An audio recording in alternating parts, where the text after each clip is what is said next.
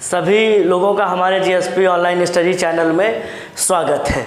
और हम आपको पढ़ाने आए हैं बायोलॉजी, और बायोलॉजी में हम इतना बढ़िया जानकारी आपको देंगे कि जो हमारे स्टूडेंट हैं, जो पढ़ाई कर रहे हैं और जो नहीं भी कर रहे हैं, सबको फ़ायदा होगा। बड़ी ही इन्फॉर्मेटिव और बहुत नॉलेजेबल वीडियो बताएंगे, क्योंकि बायोलॉजी है और बायोलॉजी में हम चैप्टर वो डिस्कशन करने जा रहे हैं जो आपकी लाइफ से जुड़ा है, अर्थात डाइजेस्टिव सिस्टम। हमने बताया था कि जो बॉडी में डाइजेशन होता है वो स्टमक तक कैसे होता है। इससे जो पहली वीडियो है, इससे पहली वाली, वो आप देख लीजिए, आपको वहाँ तक समझ आ जाएगा।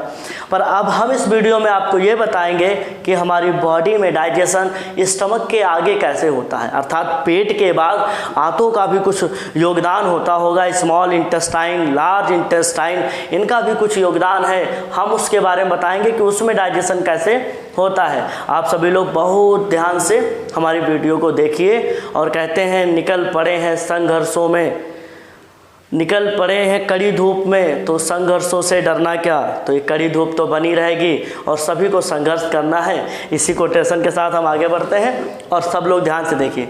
मैंने आप सभी लोगों को जब हम डाइजेशन बताए तो डाइजेशन कहाँ स्टार्ट होता है? माउथ में। तो first of all digestion start with in mouth.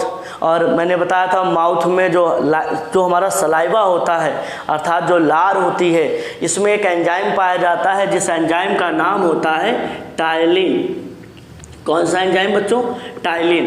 तो ये टाइलिन एंजाइम जो है हमारे सलाइवा में होता है और ये जो है कार्बोहाइड्रेट का डाइजेशन करता है। अर्थात कार्बोहाइड्रेट क्या होते हैं? भोजन में उपस्थित होते हैं जो आप सभी लोग खाते हैं और उसको ये डाइजेस्ट करता है। फिर इसके बाद मैंने बताया कि स्टमक के बाद जो है, माउथ के बाद हमारा फेरिक्स, जिसको हम ग्रसनी कहते हैं, ये गर्दन वाला पार्ट, इसके बाद चेस्ट वाला पार्ट, यहाँ पर कोई डाइजेशन नहीं होता है। सीधा भोजन कहाँ पहुँचता है? हमारे स्टमक में। कहाँ पहुँचता है? स्टमक। जब फूड स्टमक में पहुँचता है तो मैंने बताया था कि स्टमक में क्या होता है? HCl। क्या है? HCl। HCl के साथ साथ पेप्सिन। कौन सा? पेप्सिन। पेप्सिन के साथ रेनिन, रेनिन के साथ लाइपेज। ये इतने एंजाइम्स जो होते हैं वो हमारे स्टमक में, किसमें बेटा? स्टमक में फूड का डाइजेशन करते हैं। आप सभी लोग HCl क्या होता है यहाँ पर? मेन हमारे पास है, हिंदी में एक वर्ड होता है बहुत बढ़िया, जठरांगनी। अर्थात जो हमारा पेट होता है उसको जठर बोलते हैं, अर्थात उसमें निकलने वाला रस जठर रस कहलाता है। और बताया जाता है पेट में ज्वाला होती है, एक अग्नि होती है जो सारे भोजन को डाइजेस्ट कर देती है। ये साइंटिफिक नहीं, एकदम जनरल बात कही जाती है कि हमारे पेट में क्या होती है? एक अग्नि है जिसको जठराग्नि कहते हैं और वो सारे भोजन को डाइजेस्ट करती है। पर जब हम बायोलॉजिकली देखते हैं तो हमारे पेट में क्या है? HCl नाम का एसिड होता है। वाकई इसका नेचर होता है ये सब कुछ गला सकता है। यहाँ तक कि जो लोग मांस वगैरह खाते हैं, जो हड्डियाँ खा जाते हैं, उनकी हड्डियाँ भी गल जाती हैं। और कहने का मतलब है पेप्सिन और रेनिन, ये साथ दोनों क्या होते हैं? प्रोटीन को डाइजेस्ट करते हैं। पर HCl को याद रखिएगा, HCl भोजन को सड़ने से बचाता है, भोजन के साथ आए जीवाणुओं को भी मारता है और इन सारे एंजाइम्स को एक्टिवेट करता है कि पेट में अच्छे से डाइजेशन हो सके। ये सब मैंने इससे पहले प्रीवियस वीडियो में सब कुछ समझाया है।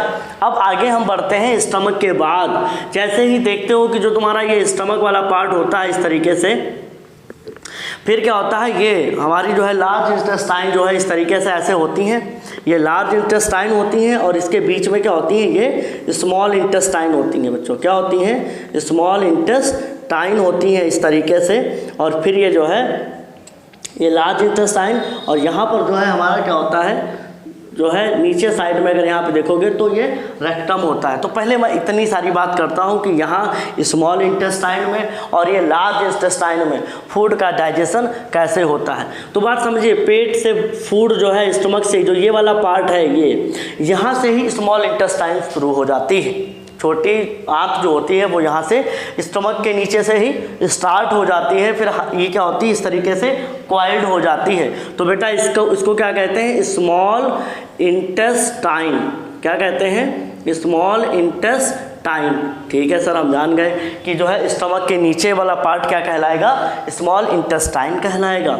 स्मॉल इंटेस्टाइन के बेटा 3 पार्ट बताए गए हैं। 3 पार्ट में कौन है बेटा, जो ये तुम देख रहे हो ना सी आकार, तो इसको कहते हैं डिओडनम।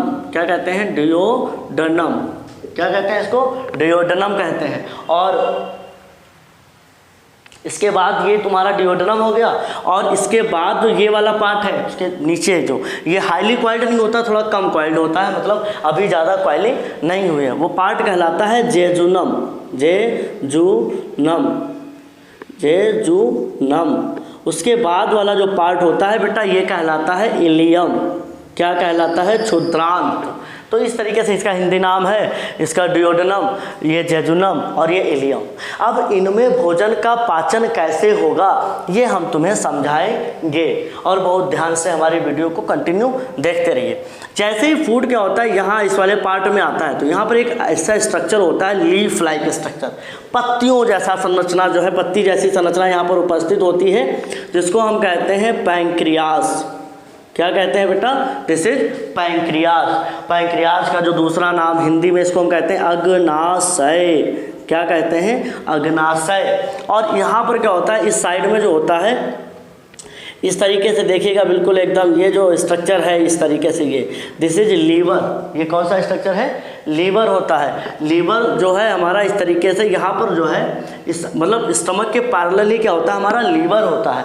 और लीवर में भी बहुत सारे क्या होते हैं, एंजाइम्स बनते हैं, और उसमें खास करके जो लीवर है, लीवर में इस तरीके से एक होता है गॉल ब्लैडर। इसको क्या कहते हैं, बात समझिएगा, this is gall bladder. Gall bladder, जो गॉल ब्लैडर है इसको हिंदी में कहा जाता है पित्ताशय। क्या कहा जाता है, पित्ताशय। और पित्ताशय के अंदर देखो लीवर जो होता है पित्त बनाता है। मेरी बात समझिएगा, पित्त का फॉर्मेशन अर्थात बाइल जूस का फॉर्मेशन कौन करता है, एग्जाम में आ जाए कि बाइल जूस कौन बनाता है, तो बाइल जूस लीवर बनाता है। और वो सब कहाँ कलेक्ट होता है, गॉल ब्लैडर में। बेटा इसमें पथरी बहुत जल्दी हो जाती है, लोगों में बहुत परेशानी होती, बहुत दिक्कत होती है, तो कभी सब एक्स्ट्रा बातें सब बाद में बताएंगे कैसे क्या होता है। बट यही क्या होती है, यहाँ से इससे कनेक्ट होती है, जिससे सारा का सारा बाइल जूस क्या होता है, डिओडनम में आ जाता है। तो कहने का मतलब सीधी सी बात यह है, मैं दोनों पार्ट इसलिए बताए क्योंकि जो अब डिओडनम में डाइजेशन होगा वो बाइल जूस के द्वारा, किसके द्वारा, बाइल जूस के द्वारा, और साथ ही साथ पैंक्रियास से निकलने वाला पैंक्रियाटिक जूस ये क्या करेगा, डाइजेशन करेगा। तो अब जो है बहुत कैसे डाइजेशन करेगा ये तुमको हम बताते हैं, सुनते रहिए। तो बच्चों सुनो मेरी बात ध्यान से। मैंने बताया था कि ये जो डिओडनम है ये क्या है, डिओडनम। तो डिओडनम में जो डाइजेशन होता है, डिओडनम में जो डिओडनम के अंदर जो डाइजेशन है, तो वो डाइजेशन करेगा कौन, 2 चीज़। एक तो करता है बाइल जूस, कौन करता है, बाइल जूस, और दूसरा करता है पैंक्रियाटिक जूस। कौन करता है, पैंक्रियाटिक जूस। अब हम तुमको डिटेल नहीं शॉर्ट में बताते हैं, समझना कि मतलब यहाँ से ये जो तुम लीफ जैसा स्ट्रक्चर देख रहे हो ना, इसको हम कहते हैं पैंक्रियाज। इस पैंक्रियाज इसको कहते हैं पैंक्रियाज। पैंक्रियाज में बनता क्या है, पैंक्रियाटिक जूस। और जो लीवर है, लीवर में क्या बनता है, बाइल जूस। ये जो गॉल ब्लैडर है इसके अंदर क्या होता है, बाइल जूस। तो बेटा ये जो बाइल जूस है, बाइल जूस जो है कहाँ बनता है, लीवर। कलेक्ट कहाँ होता है, इकट्ठा कहाँ होता है, गॉल ब्लैडर में। और क्या करेगा, डाइजेशन कहाँ करेगा, डिओडनम में। अब ये जब आता है तो ये जो बाइल जूस है ये बेटा फैट को डाइजेस्ट करता है। किसको डाइजेस्ट करता है, फैट को। इसीलिए जिनका लीवर खराब हो जाते को, लीवर ने क्या बनाया, बाइल जूस। और बाइल जूस डाइजेस्ट किसको कर रहा है, फैट को। किसको डाइजेस्ट कर रहा है, फैट को। अब होता ये है कि जिन लोगों का लीवर डैमेज हो जाता है या लीवर से रिलेटेड बहुत सारी बीमारियां हैं, हेपेटाइटिस है, जॉइंटिस है, और बहुत जिनका मल फंक्शन हो जाता है, मतलब जिसमें लीवर का मल फंक्शन हो जाता है, अच्छे से काम नहीं करता है, उनके अंदर फैट का डाइजेशन भी बहुत अच्छे से नहीं होता है। और जब फैट का डाइजेशन नहीं होगा तो तुमको क्या होगा, समस्याएं क्रिएट हो जाएंगी डाइजेशन से रिलेटेड। इसीलिए कहा जाता है जिनका लीवर कमज़ोर हो वो तला भुजा चीज़ें ना खाएं, क्योंकि तली भुजी चीज़ों में क्या है, फैट है, और वो फैट को डाइजेस्ट करेगा कौन? बाइल जूस करेगा। और यहाँ पर पैंक्रियाटिक जूस में बेटा समझना, ये जो पैंक्रियाटिक जूस है इसका बड़ा खेल है भाई। इसमें एक सबका चहेता एंजाइम ट्रिप्सिन, कौन? ट्रिप्सिन। बेटा एक ट्रिप्सिन नाम का एंजाइम होता है, वो कहाँ है? पैंक्रियास के अंदर या पैंक्रियाटिक जूस में है। ट्रिप्सिन हो गया, ट्रिप्सिन के बाद पैंक्रियाटिक एमाइलेज, कौन सा? Pancreatic amylase. एमाइलेज नाम के जितने एंजाइम्स होते हैं वो कार्बोहाइड्रेट को डाइजेस्ट करते हैं, और उसके बाद इसमें होता है पैंक्रियाटिक लाइपेज। तो लाइपेज का मतलब बेटा ये होता है जो फैट को डाइजेस्ट करे, पर यहाँ मेन काम फैट को डाइजेस्ट करने में कौन करेगा? बाइल जूस करेगा। और साथ ही साथ बेटा यहाँ जो मीडियम है वो कैसा है? Very highly acidic. यहाँ पर स्टमक के अंदर पे जो डाइजेशन का मीडियम था, माध्यम था, वो एसिडिक था। बट जैसे ही वो आगे इस वाले पार्ट में आता है, यहाँ पर मीडियम कैसा हो जाता है? बेसिक। कैसा हो जाता है? बेसिक। अर्थात स्टमक के नीचे जैसे ही फूड जाता है वैसे ही वो कैसा हो जाता है? बेसिक मीडियम में हो जाता है। और ये करने वाला कौन होता है? बाइल जूस करता है। सारे फूड को जो है क्या करता है? एसिड से बेस में, मतलब बेसिक मीडियम में बदल देता है। और इस आधार से क्या होता है? डाइजेशन हमारा यहाँ पर कंप्लीट होता है। तो हमने तुमको बताया डिओडेनम का डाइजेशन। अब जैसे ही डिओडेनम के बाद ये फूड जो है कहाँ होगा? जेजुनम। ये वाला सब पार्ट क्या है? जेजुनम और इलियम। तो कौन कौन सा पार्ट है? एक तो जेजुनम है। जेजुनम और इलियम दोनों में एक ही तरीके से डाइजेशन होता है। तो इलियम का हम तुमको जो है बताते हैं, बहुत ध्यान से समझना। हिंदी में क्षुद्रांत कहते हैं। और इलियम का जो डाइजेशन है, इलियम में इंटेस्टाइनल जूस होता है। क्या होता है? Intestinal juice. अब बात समझना, तुमको समझाते हैं। इलियम किसका पार्ट है? इंटेस्टाइन का। और इंटेस्टाइन में जो जूस है उसका नाम क्या है? Intestinal juice. और ये ओवरऑल सभी चीज़ों को डाइजेस्ट कर देता है। और यहीं पर क्या होता है? इलियम के अंदर जो भी फूड मटेरियल तुम खाए हो सब एकदम बिल्कुल जूस बना के उसमें जो भी कुछ होगा वो निकाल लेगा शरीर। और निकाल लेने के बाद तुम्हारे ब्लड को भेज देगा। क्या भेज देगा? बात समझना। सारा फूड डाइजेस्ट हो जाता है, मतलब mechanism of digestion will be completed within ileum. Ileum के अंदर सारी पूरे डाइजेशन की प्रक्रिया क्या होती है? कंप्लीट हो जाती है। और फिर इसके बाद जब डाइजेशन हो जाता है तो डाइजेस्टेड जो फूड होता है, कौन सा फूड? यहाँ देख, जो डाइजेस्टेड फूड है, कैसा फूड है बेटा? डाइजेस्टेड फूड जो है वो बेटा किस में मिल जाता है? ब्लड में मिल जाता है। किस में मिल जाता है? ब्लड में। और किसके द्वारा मिल जाता है? विलाई के द्वारा। किसके द्वारा? विलाई। विलाई मतलब क्या होता है? जो हमारी आंतें होती हैं, जो स्मॉल इंटेस्टाइन है उसमें ये इस तरीके से, इसकी जो ये वाली लेयर है वो इस तरीके से ऐसे बाहर को निकल जाती है। इस तरीके से, ये इस तरीके से इसमें स्ट्रक्चर पाए जाते हैं। ये इसी लेयर की बनी हुई है। इसी की जो ये जो लेयर देख रहे हो, ये इस तरीके से ऐसे हो जाती है। तो यहीं पर क्या होती है? यहीं से फूड में जो भी चीज़ तुम डाइजेस्ट कर लेते हो ये एब्जॉर्ब कर लेती है। एब्जॉर्ब का मतलब जो भी तुम खाना खाए हो अब वो किस में मिल जाएगा? ब्लड में मिल जाएगा। और फिर ब्लड उसको कहाँ लेके जाएगा? सेल तक लेके जाएगा। और फिर तुम्हारे शरीर के अंदर क्या होगी? एनर्जी प्रोड्यूस होगी।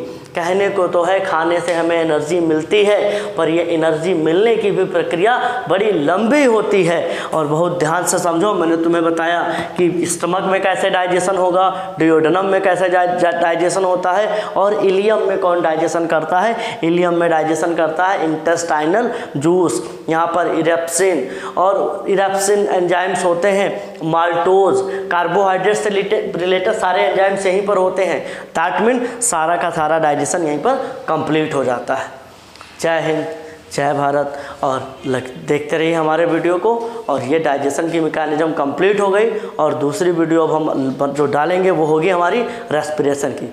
Thank you.